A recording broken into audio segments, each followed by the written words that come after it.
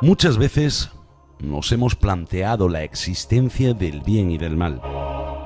Según las religiones, el bien está representado por un ser creador y el mal por un ser destructivo. Los hemos bautizado como Dios y Diablo, pero ¿realmente son ellos los que actúan sobre nosotros a la hora de hacer el bien o el mal? Se dice que las armas las carga el diablo, pero realmente es el ser humano quien las dispara. La realidad es que vivimos en una sociedad consumista, donde prima el éxito personal por encima de todo. No es difícil caer en el egoísmo y la individualidad.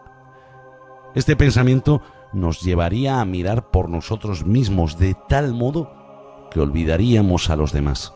Y de esta forma buscaríamos nuestra felicidad desde el egoísmo, con la posible consecuencia de hacer daño a los demás si fuera necesario. Por eso os planteamos esta noche una pregunta. ¿Existe la maldad? Comienza Código Enigma.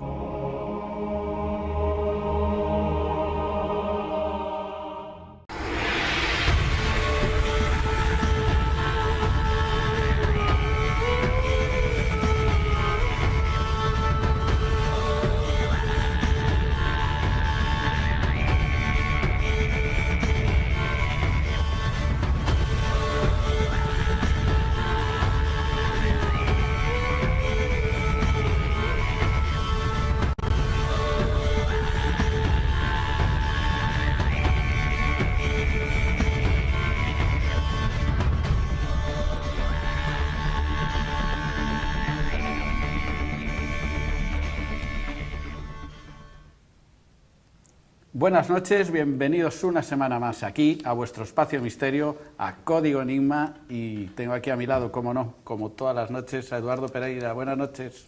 Buenas noches, Carlos, buenas noches a todos los que nos siguen todas las semanas, a la misma hora, puntuales como siempre, hablando un poquito de misterio, aunque hoy me parece que te vas a quedar tú solo con Tania, hablando de algo que puede ser un misterio, pero que es una realidad. Es una ¿no? realidad. Que a veces supera la ficción. Y está muy de actualidad últimamente. Es un tema que, bueno, ya cuando va a estar Tania aquí es porque es algo científico, algo que tiene que ver igual con la psiquiatría. Ahora nos lo va a explicar todo. Hasta con el misterio. Con el misterio, hasta lógicamente. Con el misterio. Bueno, pues vamos a dar paso a la maldad. A la maldad.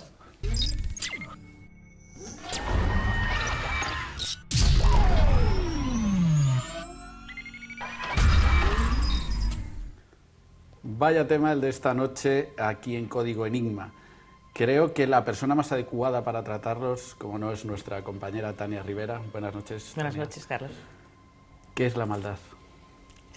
Complicado dar una definición de maldad, porque realmente, aunque es algo que parece como muy llano, muy del día a día, pues realmente ni siquiera los expertos son capaces de dar una definición, llegar a un acuerdo de lo que es la maldad. Sí que hay características que todos conocemos que pueden definir la maldad, como es el hecho de infligir un daño a otro, que ese daño sea desproporcionado con la acción que nos hacen. Y normalmente que no implica un remordimiento, aunque esta característica es más límite. Realmente, pues eso, no hay un consenso. Entonces, bueno, pues me interesaba mucho hacer este programa porque de alguna manera quería que todos viéramos dónde está el mal, si todos somos malos o no, y debatir sobre él para ver si podemos encontrar una definición común. Nos has traído 3 vídeos sorprendentes los 3. Sí. Que, bueno, luego hablaremos sobre cada uno de ellos. ¿Te has encontrado con algo de lo que sucede en estos vídeos, en tu día a día profesional? Pues sí, por suerte o desgracia, pues me he encontrado con situaciones que giran en torno a la maldad, como concepto global. Trabajando, pues he trabajado tanto en la cárcel de Teixeiro como en el hospital, que es donde trabajo ahora, y bueno, no se puede comparar un tipo de individuo que te encuentras en una cárcel normalmente con un hospital, desde luego, pero sí que es verdad que son 2 tipos de maldad que se suelen señalar. y son muy dispares entre sí.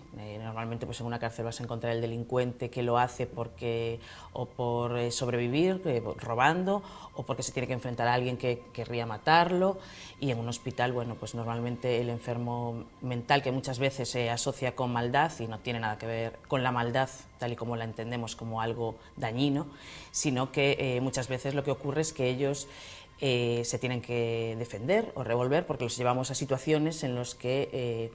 situaciones límite. Claro, situaciones límite. Entonces ellos, claro, se defienden.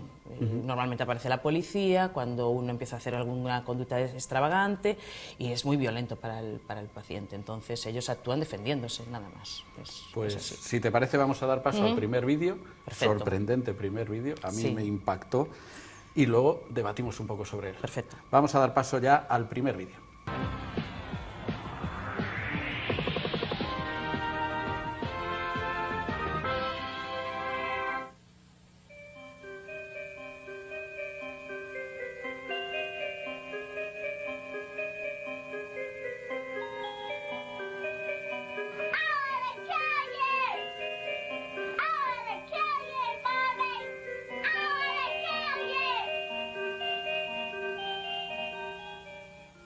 Are people afraid of you, Beth? Uh-huh.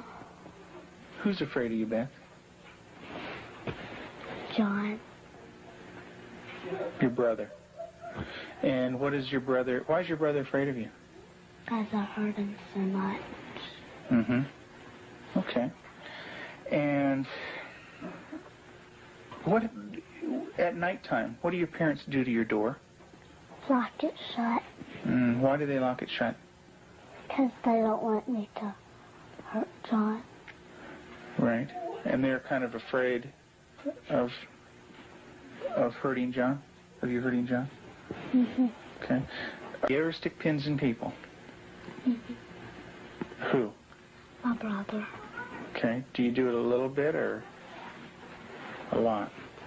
A lot. Okay. And what are you trying to do to your brother? Kill him. Why do you want your brother to die? Because I was hurt so bad. And I don't want to be around people. Okay. Who else would you like to stick pins into? Mommy and Daddy. What would you like to have happen to them? Does your brother have private parts?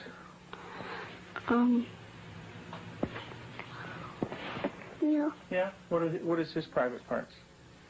Penis and butt. Mm-hmm. And what do you do with your brother with his private parts, Beth? I hurt it. Tell me about it. What do you do? Now, I pinch it. Squeeze it. Kick it. When you do things to your brother's private parts, what does he say?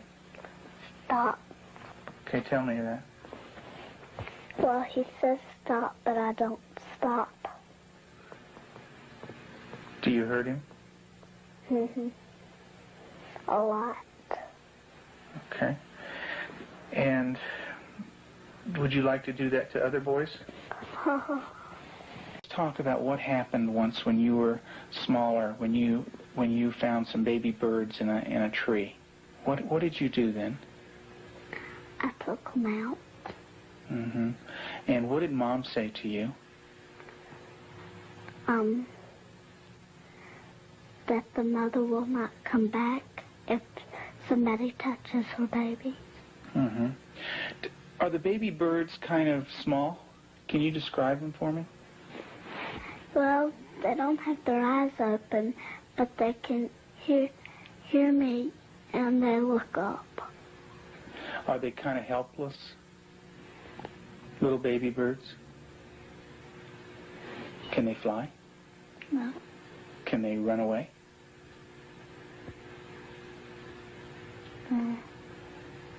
Yes. They can? Are they easy to catch or hard to catch? Hard. Yeah. Well, it's hard to remember. With the baby birds, what did you do? Took them out of the tree.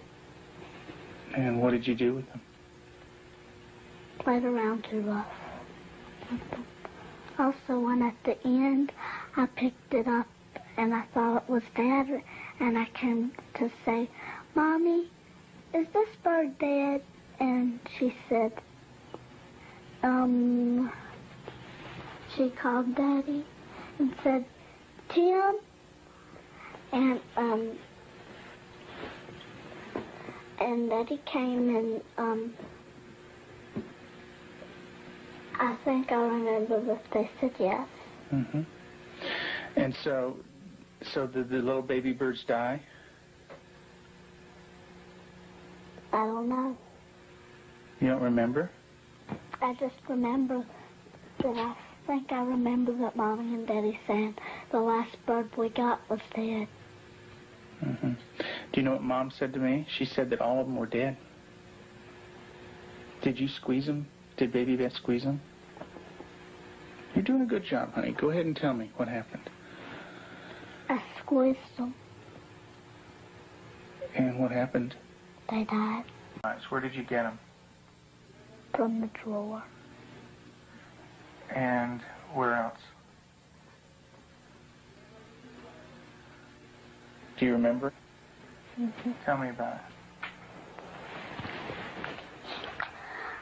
I got them from the dishwasher. What kind of knives?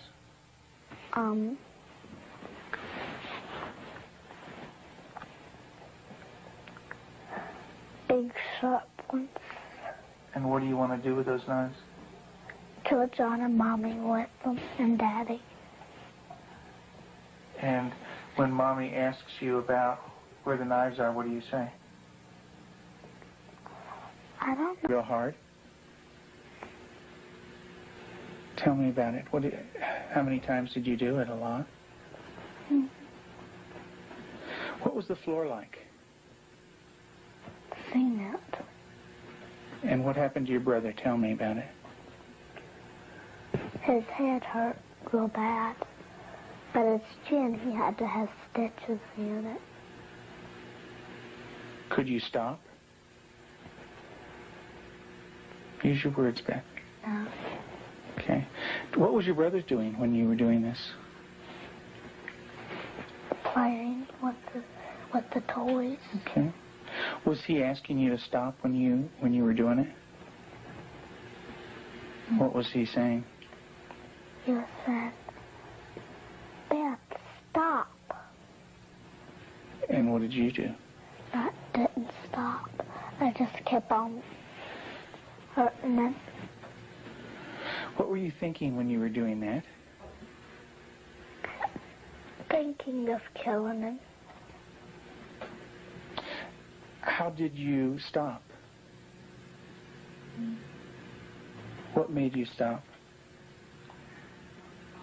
When I heard Peter walking across the kitchen, Mm-hmm. it made me stop because I thought Mommy and Daddy would come. Okay. Did Mommy come? What did she do? She sent me to my room. Okay.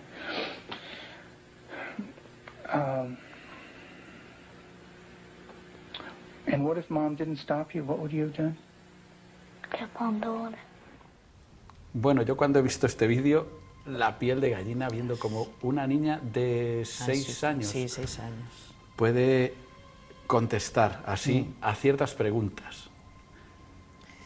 ¿Qué? ¿Qué? Eso es lo que yo quiero saber. ¿Qué te pareció? ¿Qué te parece? Yo sinceramente viendo... ¿Es mala? ¿Es No, una esto pequeña psicópata? sobrepasa lo malo. Yo creo que esta niña tendrían que empezarla a tratar ya en ese momento, en cuanto te da unas respuestas así, porque para ella el tema de los alfileres da la sensación de que se lo toma como un juego. No es un juego, pero realmente dice, ¿qué harías con...? Pues matarlos. Y yo creo que ese es el principio de una psicópata. Vale. O sea, que a ti te da la imagen de que puede ser Esta una niña diversión para ella, ¿no? Sí, sí, y que esta niña de mayor hay que tener... Va a seguir disfrutando y haciendo Sí, estas que maldades. sabemos, por yo disfrute. sabría dónde acabaría esa niña.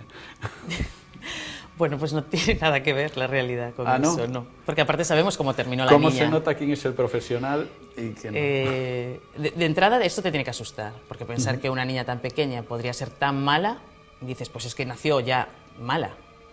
Pero realmente no ocurrió algo así. Lo que ocurrió es que esta niña, hasta que fue adoptada por esta familia con la que vivía en este momento, cuando se graba este vídeo, pues ella sufrió abusos desde pequeña.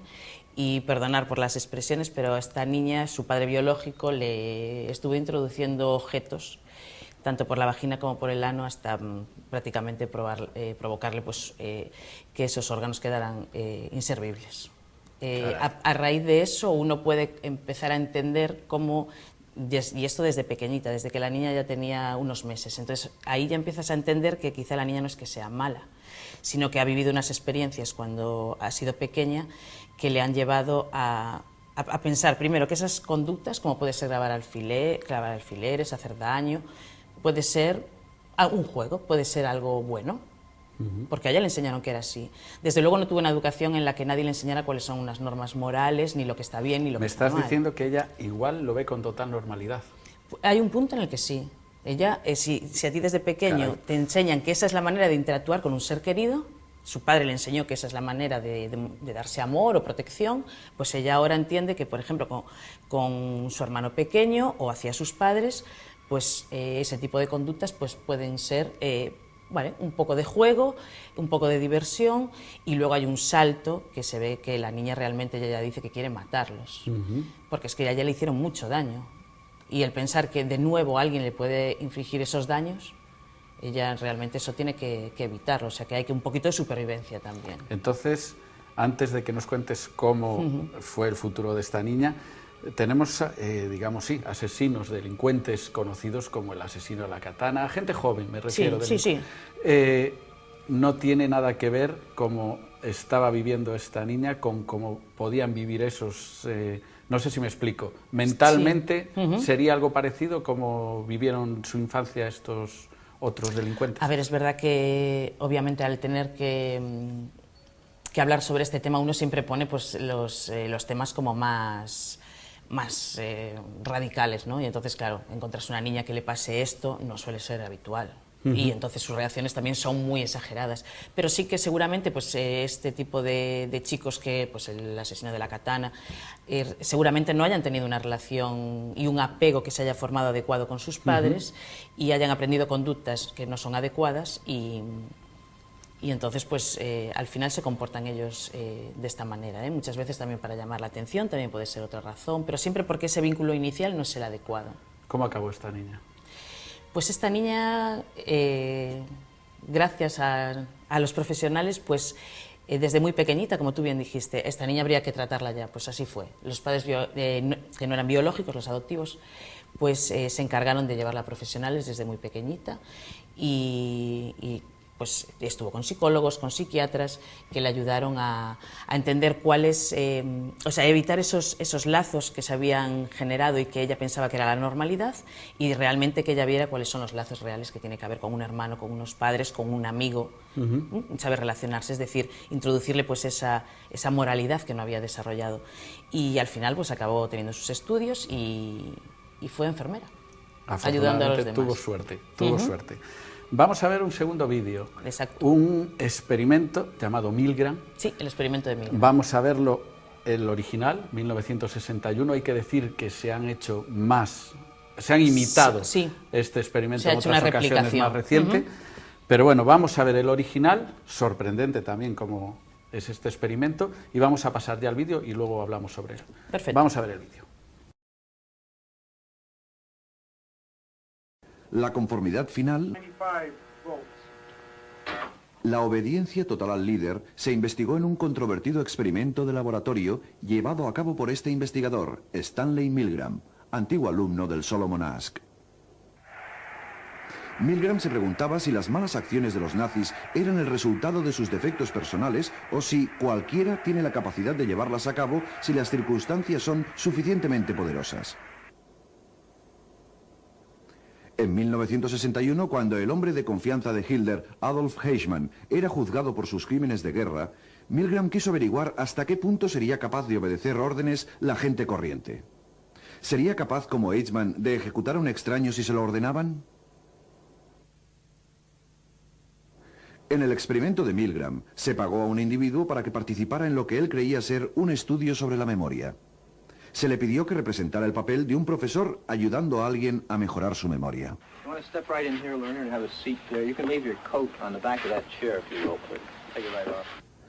Guiando al sujeto estaba el investigador, con bata blanca de laboratorio, que actuaba como la máxima autoridad en la situación. Tanto el investigador como el alumno formaban parte del equipo de Milgram. Pero, ¿cómo debía el sujeto ayudar al alumno a mejorar su memoria? Mediante descargas eléctricas a modo de castigo por cada error.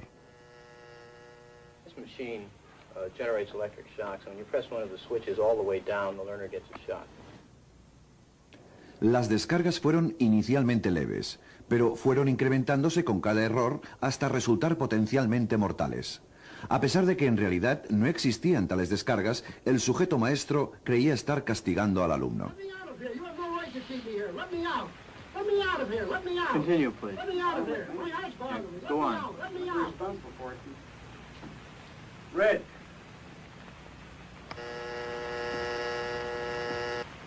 That is incorrect. This will be at 3:30. The correct phrase is rich boy. Let me out of here. My heart's bothering me. Let me out, I tell you. Let me out of here. Let me out of here. You have no right to hold me here. The next phrase is fast. Let me out. Let me out. Let me out of here. Let me out. Bird, Let me car, train, plane. Continue, teacher. ¿Qué haría usted en esta situación? ¿Continuaría? That is incorrect. This will be 3:45. The correct answer is fast, bird. The next one, blunt.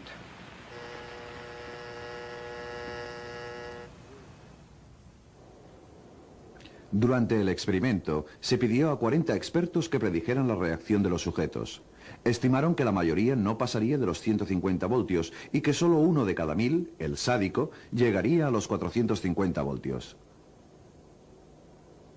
En realidad, 2/3 de los sujetos llegaron hasta el final. A pesar de que muchos opusieron objeciones, la mayoría obedeció. Le pregunté a Stanley Milgram cuántos de los sujetos que abandonaron el experimento se levantaron a ayudar al alumno sin antes pedir permiso al investigador. Dijo, ninguno, ni uno. Bueno, vaya vídeo también. Vaya vídeo. Obedecemos ciegamente a la autoridad. Es algo cierto por lo que se ve. Parece que no es nada descabellado pensarlo, porque no se ha hecho una vez, como bien has dicho, ¿no? No solo es este experimento, el de Milgram, que es el original, pero es que después se replicó en otras muchas ocasiones con el mismo formato de experimento y vuelve a ocurrir exactamente y sale el mismo lo mismo porcentaje. Siempre, exactamente. Este experimento, pues eso sí, se realizó un poco porque Milgram lo que quería corroborar es que realmente si nos llevan a situaciones en las que nos mandan una serie de órdenes y nosotros creemos que tenemos que cumplir esas órdenes, las llevamos hasta el final, incluso pensando que puedes matar a alguien, ¿no? Y eso fue lo que ocurrió cuando llevaron a los nazis a sus juicios por el Holocausto. Pues realmente lo que ellos dijeron es que obedecían órdenes. Entonces tú realmente no tienes ninguna responsabilidad sobre los hechos. O sea que tampoco eres malo. Te claro, lo mandan. Es como que te estás limpiando exactamente, las manos. Claro. Pero es que me cuesta creer, porque yo ahora me pongo en la situación de este hombre que pulsa los botones y me costaría, escuchando los gritos en la otra sala, apretar el siguiente botón. Pero es que en el vídeo se ve que les cuesta, sí pero que les aún cuesta, así a ver, sí que les acatan cuesta. la orden Algunos, que les están dando. pues eso, ¿no? Empiezan a ponerse nerviosos, esto no puedo hacerlo, pero al final lo acaban haciendo. ¿Y dónde entra la maldad ahí? Sí. Eso quiere decir pues que todos somos malos, ¿no? Es lo que nos lleva a pensar. Si en una circunstancia concreta llegamos, pues, casi todo el mundo somos capaces de llegar a hacer un acto así, es que realmente la maldad está en todos nosotros. Solo que aprendemos normas, supongo. Si acatamos la orden, por muy mala que sea... Claro. A ver, en los datos, después cuando Milgram los los analizó es que un 65% llegó a los 450 voltios. Eso es una salvajada. Ya con 150 Sí, es una hay un salvajada. nivel que lo muestra en el vídeo que es incluso mortal. Claro, y a los 450 obviamente esa persona ya no podía ni gritar porque Claro. seguramente ya estaría... Y el 35% llegó casi a los 400, entonces, ¿qué dices? Casi todo el mundo llegó hasta el final de todo, ¿no? Aún por mucho que suspiraran y no quisieran hacerlo, lo hicieron. Igual que cuando vas a una guerra, si tú crees que tienes que matar a alguien, lo matas. Cuando Milgram diseñó este experimento, yo creo que esperaba esos resultados. Yo creo que sí, que lo tenía claro. Fue un experimento que en realidad pues, comenzó en 1961, pero duró hasta 1963. Durante todo este tiempo, pues él previamente había hecho todo un repaso pues, a lo que había ocurrido pues, eso, en el Holocausto, que le parecía sorprendente que gente, en principio, buena, ¿no? Desde un punto de vista sano, que no tiene ningún tipo de trastorno ni ningún tipo de enfermedad que lo pueda justificar, pues realmente llegan a fusilar a gente, a maltratarlos, a humillarlos.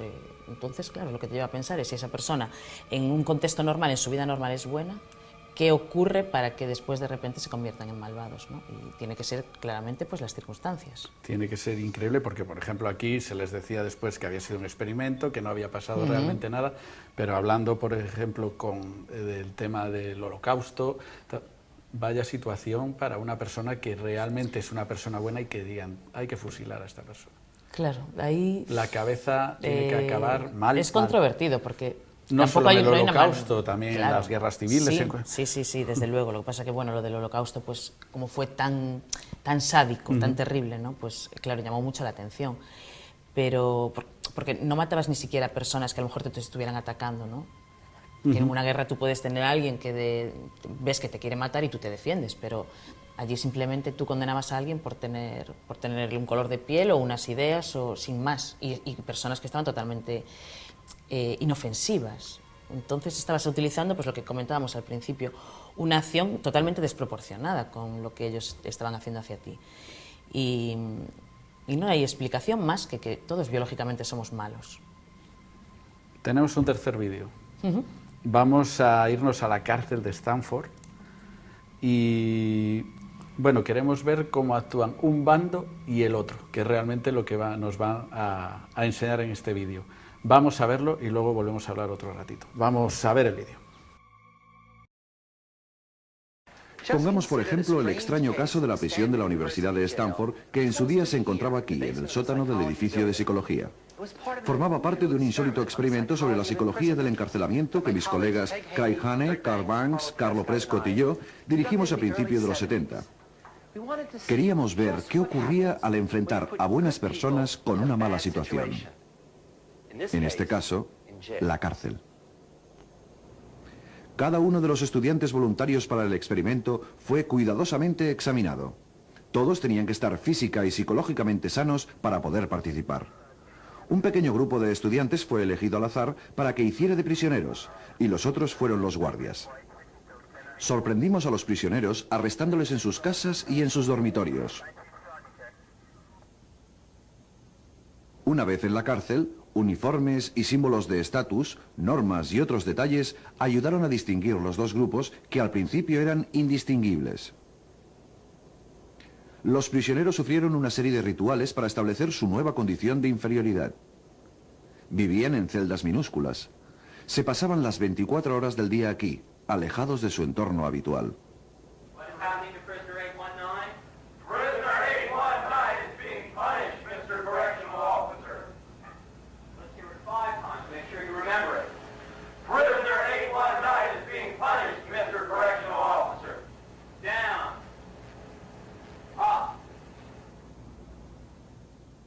Sin embargo, los guardias hacían turnos de solo 8 horas y cuando no estaban de servicio, volvían a su rutina diaria de estudiantes.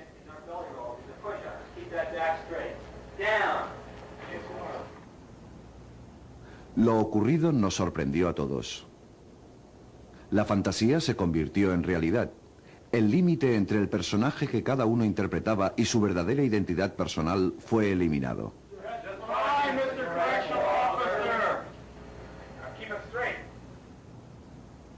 Jóvenes encantadores se convirtieron en guardias brutales. Muchachos sanos enfermaron.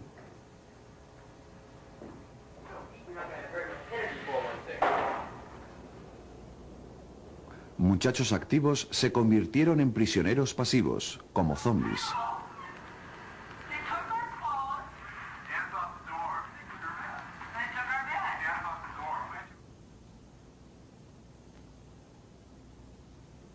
La situación alcanzó tal gravedad que muchos de los prisioneros desarrollaron reacciones de estrés extremas y tuvieron que ser liberados.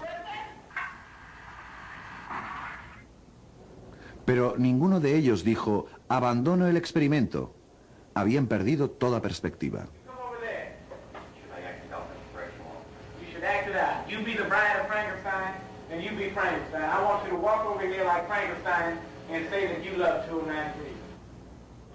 ¿Qué tipo de guardia serías? ¿Sádico o comprensivo? ¿Seríais un prisionero conformista o un heroico resistente? El estudio de la prisión, como el experimento de Milgram, no es común en la investigación de la psicología social. Algunos psicólogos consideran que ambos estudios violan los principios éticos y que nunca debieron realizarse. 2, 3, 4, 5, 6, 7, 8, 9, 10. Now you go in there and tell 546 that you love him. I love you. Well, ain't that sweet? Ain't that sweet? A veces, incluso me olvidaba de que era un experimento y actuaba como un guardián de prisión. Así que nos vimos forzados a suspender después de 6 días lo que había estado planeado como un experimento de 2 semanas. ¿Cómo es posible que personas esencialmente buenas hicieran cosas tan terribles? Ello explica por qué todos tenemos una parte buena y una mala, en espera de una buena o mala situación para manifestarse. Y cuando la situación ha pasado, volvemos a ser de nuevo nosotros mismos otra vez. Seguimientos extensivos llevados a cabo durante muchos años no revelaron ningún efecto negativo a largo plazo en los participantes en el experimento de la prisión. En todo caso, muchos dijeron que había sido una experiencia positiva, ya que les había permitido ver una parte de sí mismos que jamás habrían imaginado. Sorprendente, sorprendente el típico juego de polis y cacos, pero llevado a un gran extremo. A un gran extremo, sí. Coméntanos este experimento. A ver, este experimento lo hizo Zimbarro, que es un psicólogo social muy importante, que estuvo en la Universidad de Yale y en la Universidad de Stanford, y siempre estudió el comportamiento humano porque él quería saber cómo podemos llegar a esos límites.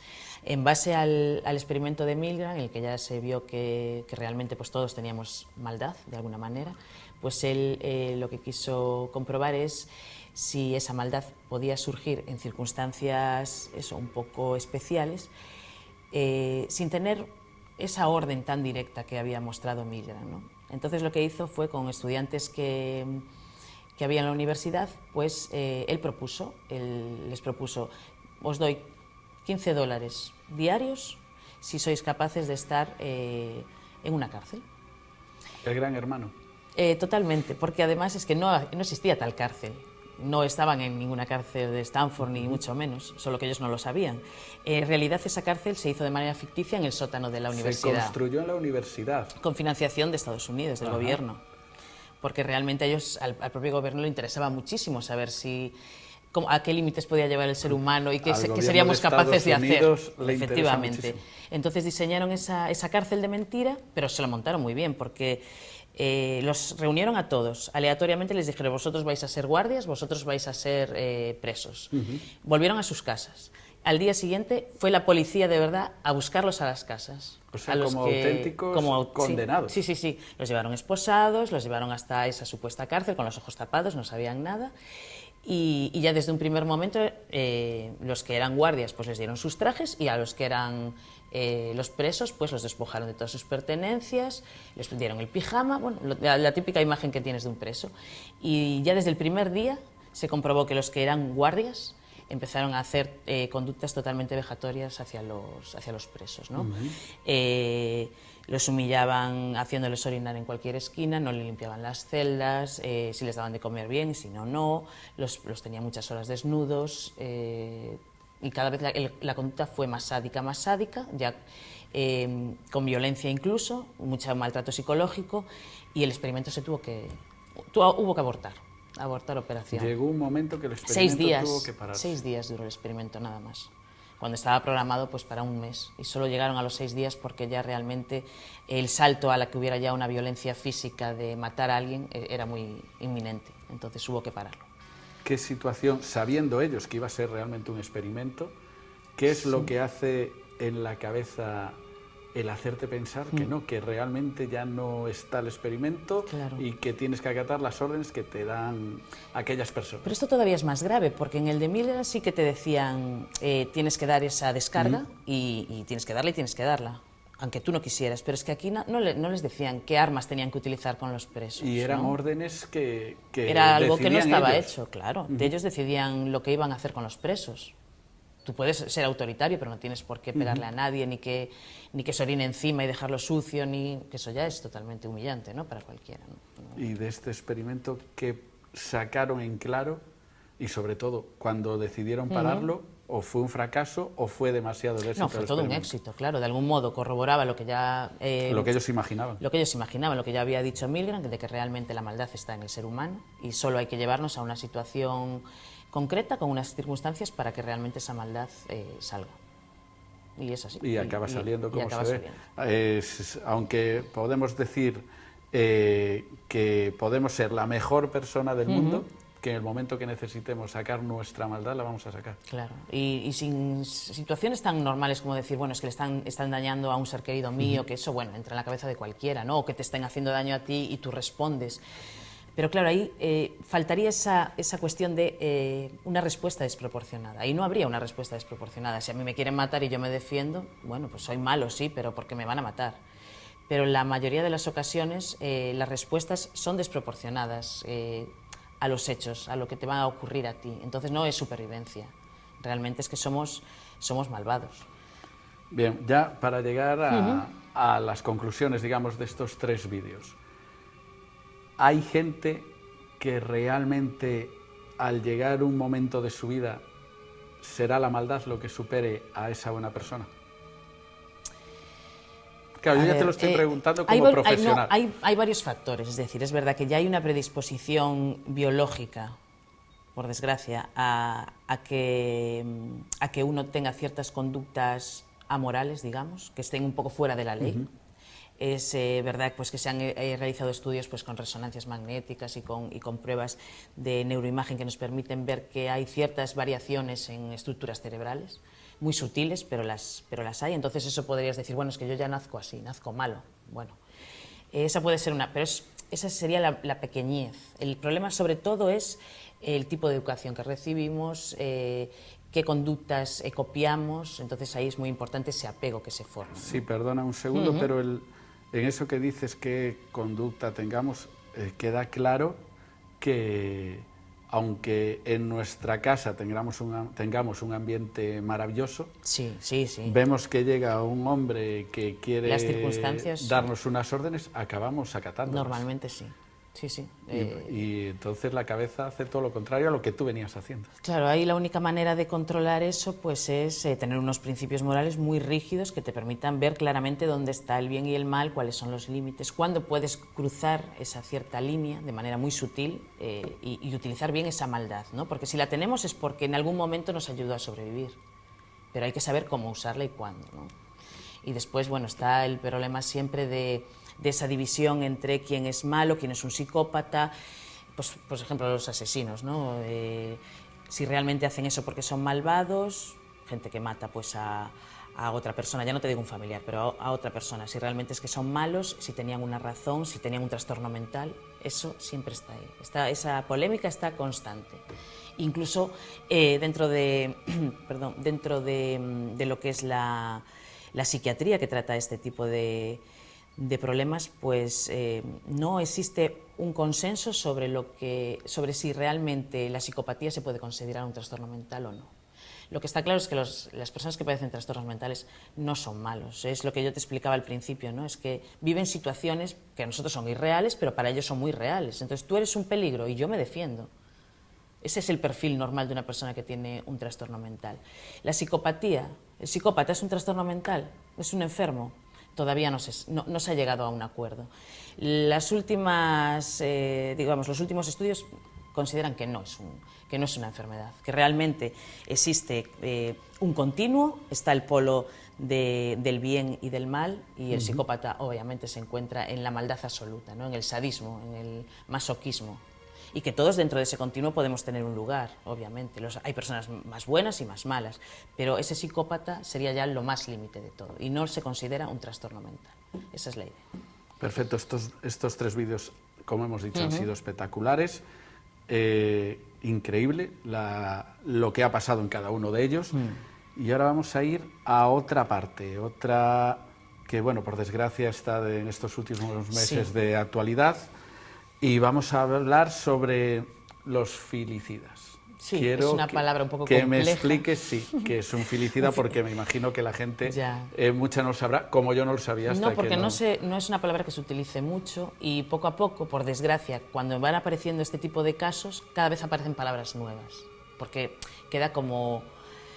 Bueno, muy guay no es la palabra exacta, pero queda muy bien, digamos, por parte de los que informan, el utilizar palabras que luego a la gente le empiezan a sonar, y por eso al principio se utilizaba parricidas, por ejemplo, para decir cuando eran los padres los que mataban a los hijos, y ahora se utiliza esa palabra de filicida, que es exactamente lo que quiere decir, que es un padre que ejerce la muerte sobre sus hijos. Es exactamente lo mismo. Tenemos a José Bretón, más cerca en estos últimos meses a Tomás Jimeno. Correcto. ¿Qué puede llevar a eso? Porque es algo que creo que no entra en la cabeza absolutamente de nadie. Realmente no hay una explicación de nadie para eso, por tristeza. No los podemos catalogar desde luego como enfermos mentales. Es que es claramente para hacer un daño irreversible, lógicamente, a la otra parte de la familia. Sí, de los casos que hay así importantes, solo hay uno señalado y lo tengo anotado, que es dentro del matrimonio, del caso Godella, que este ocurrió en marzo en 2019, que también fue un matrimonio que mató a sus hijos de 6 meses y de 3 años, porque creían que tenían que salvar sus almas, entonces les dieron unos baños y los sedaron, porque tenían que salvarlos. Digamos que de algún modo necesitaban que se reencarnaran, porque si no en vida esos niños iban a acabar en la maldad o alguien se los iba a llevar, motivado por una secta en la que ellos estaban, y eso fue un poco el argumento que utilizaron para defenderse. Cuando se vio realmente que la madre sí tenía un trastorno, sufría un trastorno psicótico y sí creía en esa reencarnación, en que el mal venía por sus hijos y que tenía que salvarlos, pero después se vio que el padre no sufría ningún tipo de estas enfermedades. Entonces, bueno, pues ahí ya tenemos una diferencia. Puede haber un caso en el que puede haber una enfermedad mental, que la madre vea pues que tiene que salvar a sus hijos y ante ese límite pues tiene que matarlos, porque si no, no los salva. Pero es que en todos estos casos tiene que haber una preparación previa, no se puede ver que puede llegar a pasar esto. Yo creo que es evidente que se puede ver. En la mayoría de los casos hay indicios. No tiene que ser... las conductas de estas personas tienen que cambiar radicalmente. Por muy amigo que seas de estas personas, yo creo que si repasas los casos, pues de Tomás Jimeno, el caso Godella, Bretón, está preparado. No es que sea un acto impulsivo. Correcto. Que de repente pues veas a tu hijo... ¿Y por qué no se puede atajar esto antes? No se puede atajar porque normalmente no hay denuncias. Normalmente las denuncias son de cara pues, de la pareja, digamos, si es el padre el que tiene conductas, digamos, desviadas hacia los hijos. Sería la mujer la que tendría que denunciar, o viceversa, el hombre denunciar a la mujer, y no suele ocurrir. Pero, por ejemplo, digamos, en el último caso de las niñas de Tenerife, Tomás Jimeno, que ese mismo día, tanto a sus padres como a gente que se había cruzado con él, había hecho cosas, incluso la que era su actual pareja, había hecho cosas que ellos mismos decían, era algo, un simple abrazo a su padre. Sí, habían comentado lo del abrazo. Dijo que jamás su hijo le había dado un abrazo. Sí, hizo cosas no podemos pensar que está preparando algo. Hombre, a todos les extrañó. Lo que pasa que, claro, el pensar que sea algo que está preparando es asesinar a sus hijos, yo creo que... Todos tendemos a pensar que los hombres somos buenos, entonces no piensas que alguien puede llegar a ese límite de matar a sus hijos. Luego ocurre y sí que pasa, y a lo mejor mañana nos pasa a nosotros. Y no podemos decir, yo esto jamás lo haría, pues no se sabe. A lo mejor acabaríamos haciéndolo, porque como ya vuelvo a repetir, esa maldad está dentro, pero es verdad que son, claro, límites ya, digamos, hacia el sadismo o hacia la venganza completa, como ocurre en la mayoría de los casos, ¿no? Que son padres o madres que matan a sus hijos pues por vengarse de la pareja, bien porque los deja, porque están con otras personas, porque no quiere que sus hijos estén con la pareja actual del otro cónyuge, y les lleva a cometer estos delitos, ¿no? Pero sobre todo es con esa idea de hacer daño al padre o a la madre, ¿no? Pero claro, hay que buscar indicios, claro que hay que buscarlos, pero es que, claro, estábamos hablando de que la mayoría de los casos, pues por ejemplo en el de Tomás Jimeno, pues esa persona ya había mostrado violencia, tanto con la madre como con la pareja actual de él. Ya a la madre ya le daba mensajes de mis hijos no van a ser de nadie, no quiero que... Hombre, ahí ya puedes empezar a sospechar que la cosa no va bien, ¿no? Correcto. En el caso, bueno, pues en el caso Godella, por ejemplo, pues es verdad que ellos vivían en una situación en la que estaban pues pensando que había pues una secta. Eso puede ser un poquito más difícil de controlar porque seguramente eran personas que no tenían mucha relación social con otras personas. Si estaban con esa idea de una secta, seguramente era gente muy hermética, que no se relacionaba. Este caso, quizá el del caso Godella sería más difícil de adivinar, pero el de Tomás Jimeno yo creo que era como bastante evidente, ¿no? Pero seguimos ocultando ciertas cosas, ¿no? Nunca podemos pensar que nuestra pareja va a matar a nuestros hijos, porque eso va contra natura y no puede haber tanta maldad en una persona, y sin embargo luego la hay. Parece mentira, hay que seguir esos... Y es lo que digo, extremos. no creo que nadie se pueda salvar y decir yo eso nunca lo haría, porque nunca sabemos a dónde podemos llegar. Y eso es lo que tenemos que tener miedo de nosotros mismos. Queda demostrado. Vaya tema, daría para sí, programas la verdad y programas. Que es un tema complejo, sobre todo esta última parte de la que hemos hablado, porque realmente son niños la mayoría de las veces los que mueren, ¿eh? Ya no hablamos de las mujeres, que ya por desgracia casi nos hemos hasta acostumbrado a que mueran parejas, pero ya lo de los niños parece que ya es una cosa como totalmente incluso fuera de lugar, ¿no? Volviendo un poco antes de finalizar ya el tema, quedó demostrado, de hecho lo dijo Bretón, que le habían preguntado si había pensado en suicidarse o no, y él había dicho que no, porque así su mujer lo seguía teniendo presente, incluso obligó al que fuera a hacer una visita a la prisión. En el caso de Asunta, ¿no? De la madre, correcto. que finalmente pues, no acabó bien tampoco, pues esta mujer también se intentó tapar con que tenía una depresión. Complejo saber hasta qué punto esa depresión, la gravedad de la depresión de esa mujer podía llevarle a realmente querer matar a su hija. Y desde luego el marido no tenía justificación para poder hacer algo así. Entonces, por muchas vueltas que le demos, yo creo que es eso, que por naturaleza pensamos que nadie puede hacer esas cosas y luego las acabamos haciendo y las queremos rechazar porque dices, esto no, entonces tiene que estar enfermo. Esta persona tiene que tener una enfermedad mental porque nadie sano es capaz de hacer algo así. Pues no, la verdad que no, casi nunca, o no por decir nunca, las personas con trastornos mentales acaban cometiendo delitos. Normalmente huyen porque tienen miedo, no se suelen enfrentar a caso que tú vayas a hacerles daño directamente, entonces no tiene mucho sentido, pero bueno. Pues lo dicho, seguramente volvamos a tratar este tema porque da para muchos programas, interesantísimo. Muchas gracias, Tania. A ti, Carlos. Volveremos y a seguro todos. a hablar de eso. Bueno, vamos a seguir con el programa y vamos a pasar al siguiente tema.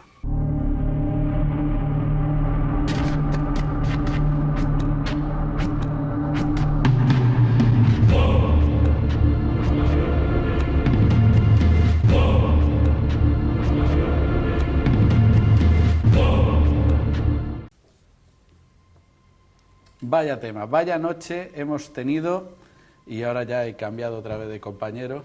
Aquí tengo otra vez a Eduardo. No cambiaste de compañero, cambiaste de compañera. Bueno, sí, correcto, pero cambia compañero. El compañero es el mismo. Sí, eso es. Vaya tema este de la maldad, Eduardo. La verdad es que es un tema que estamos viviendo, desgraciadamente, ¿no? Cada día, como decía Tania, cada día desgraciadamente parece que está puesto de moda, ¿no? O impuesto en la sociedad. Y maldita moda. Una maldita moda, ¿no? Como casi todas las modas, ¿eh? Podríamos hablar un día de ese tipo de modas que te llevan a cometer locuras, ¿no? Y actos de maldad, como estábamos viendo no hace mucho, hace unos meses, que estaba de moda, pues pegarle a los niños de bien, ¿no? Un niño pijo, lo que conocemos como pijo. Pero bueno, yo quería decirte que respecto al tema que estaba tratando Tania, ¿no? De la maldad, yo quería hacer una pregunta a todos, ¿no? ¿Quién representa la maldad y quién representa el mal? Ángel y demonio. Ángel y demonio, ¿no?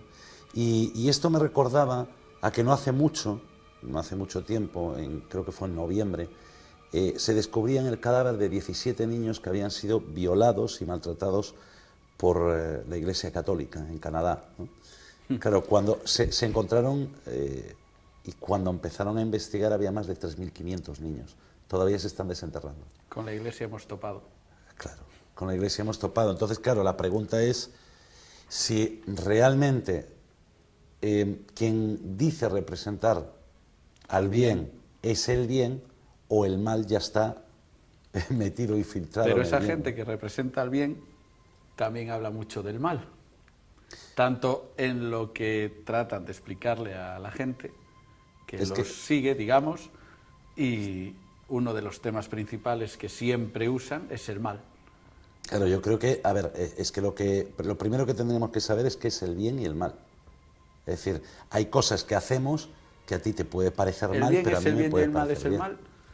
Claro, qué es bueno y qué es malo, ¿no? Para ¿Quién unos, es guapo y quién es feo? Aquí está claro entre los dos. No, desde luego que no. Bueno, otro caso que este sí lo recuerdo porque lo habíamos hablado en la Cuarta Esfera, ¿no? Hace unos años, y fue un caso de un internado en Canadá que habían aparecido más de 215 niños también violados.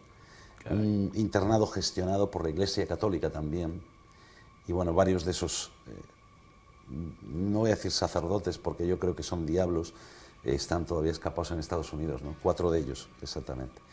Y yo recuerdo que ese día estábamos hablando de ello y nos llamó un chico que era español, pero estaba viviendo enfrente a ese orfanato y conocía a una persona que había estado en ese orfanato, que era su mujer. Y bueno... y os llamó al programa. Sí, nos estaba escuchando y decía, nunca pensé que fuese a escucharos y fuera a escuchar la historia del orfanato, bueno, donde estuvo mi mujer, ¿no? Y ahí, bueno, tuvimos una charla bastante bonita y te digo que, vuelvo a repetir, quién hace el mal y quién hace el bien, hay o que qué es el bien y decir qué es el a mal. toda la gente que nos está viendo que no hablamos de la Iglesia así por No, nada en particular. No, para nada. Estamos diciendo porque es lo que en teoría representa el bien y todas las noticias que salen. De hecho, el Papa Francisco ha criticado a todos estos sacerdotes, que está comprobado que han tenido abusos, todo eso, han cometido abusos, quiero decir. De hecho, mira, hablabais de Jimeno, ¿no? De esta rata, Jimeno, sí. de esta rata, yo lo voy a decir así, ¿no? Y me parece que rata... Le queda corto, sería insultar a la rata. Pero en el caso de este señor que asesina para hacer daño a su mujer, bueno, eso ya no tiene mención, ¿no? Pero salía un día o 2 días después en las noticias que había un sacerdote que había justificado el castigo que le habían dado a la mujer. No y escuché el eso. Cabildo de Canarias, el Cabildo de Canarias le puso una denuncia. Entonces yo digo, ¿Y cómo se puede justificar eso? Porque yo creo que el mal está infiltrado en los representantes del bien. ¿Qué te parece? Para que nos fiemos de ellos. Algún día hablaremos del libro negro del Vaticano, hablaremos a ver si tenemos suerte no, si puede, y que esté con nosotros un invitado que fue corresponsal allí Creo muchos que ya años. sé por quién hablas, Por ojalá. Eric Zattini. Correcto. Vale, pues a ver si nos habla de eso. Yo tuve la gran oportunidad de entrevistarlo y me quedé con la boca abierta. O sea, los entresijos que se mueven ahí se mueven muchos hilos.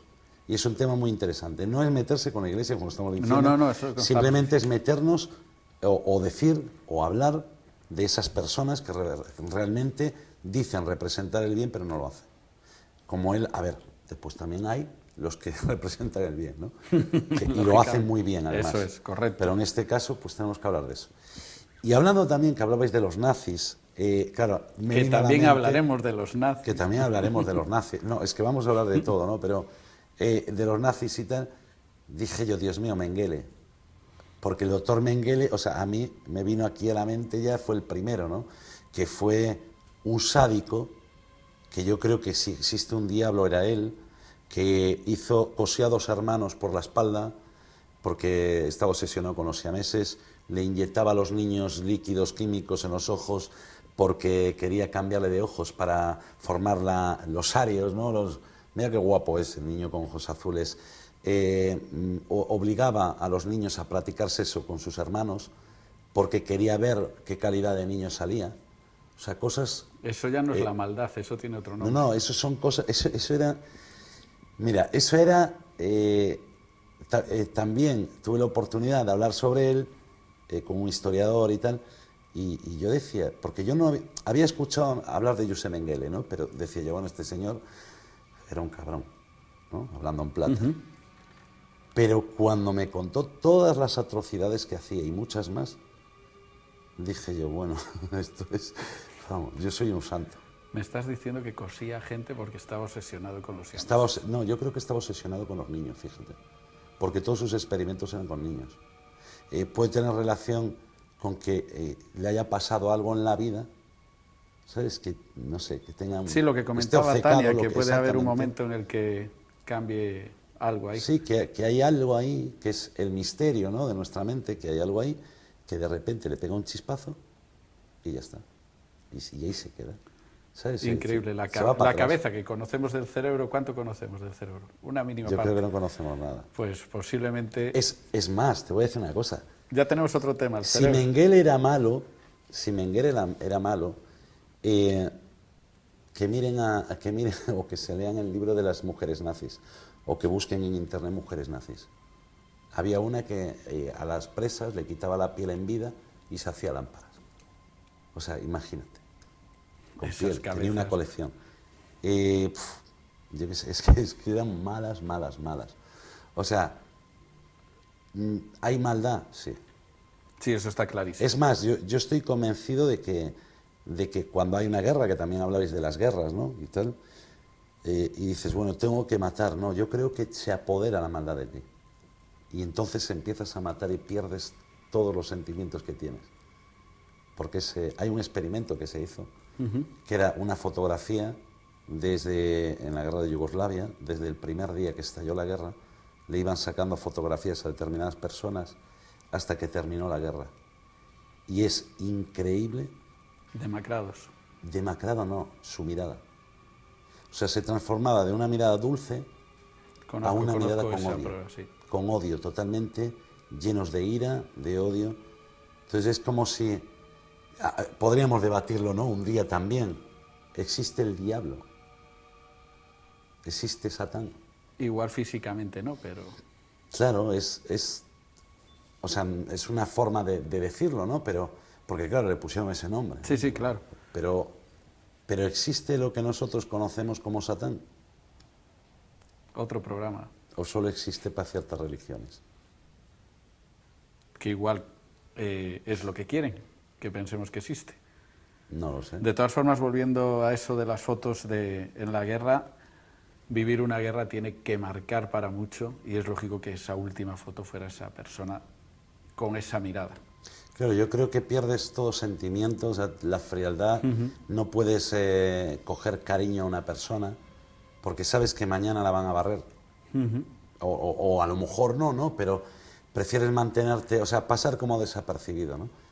Es imposible, porque al final, claro que te haces amigo de muchas personas, ¿no? Y le coges cariño y todo, pero yo creo que llega un momento en que tú no ves más allá de la barrera, no ves a un ser humano.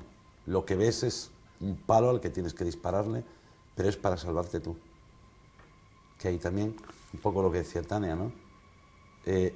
Podríamos volver, decía, ¿no?, de las personas que a lo mejor hacían algo malo, ¿no? Y yo estaba pensando, mientras escuchaba, decía, a ver, volvemos a caer en lo mismo, qué es bueno y qué es malo. Es decir, si alguien me ataca y yo me defiendo, ¿soy malo? Aunque le haya hecho yo más daño a él que él a mí. ¿O eres tú el malo por haberme atacado a mi agredido? Madre mía. Eso lo vemos, es que es un tema, como Abarca decís vosotros, ¿no? muchísimo. Tú le decías a Tania, oye, que es un tema que podemos estar aquí 4 meses, ¿no? Hablando. Podríamos hacer una temporada entera sobre el tema de la maldad, ¿no? Pero yo creo que existe algo, eso nos lo hablaría y nos lo contaría muy bien Geraldine, ¿no? Pero existe algo que no es tangible, que no podemos ver, pero sí podemos sentir y que se apodera de nosotros. Lo dejamos ahí. Pues lo dejamos ahí. Y tenemos tema para rato. Tema. Pues si te parece, vamos a despedirnos ya de toda esa gente que nos ve semana tras semana. Volvemos en otro programa de Código Enigma la próxima semana y os queremos ver a todos aquí. Eduardo, buenas noches. Buenas noches, Carlos. Buenas noches a todos.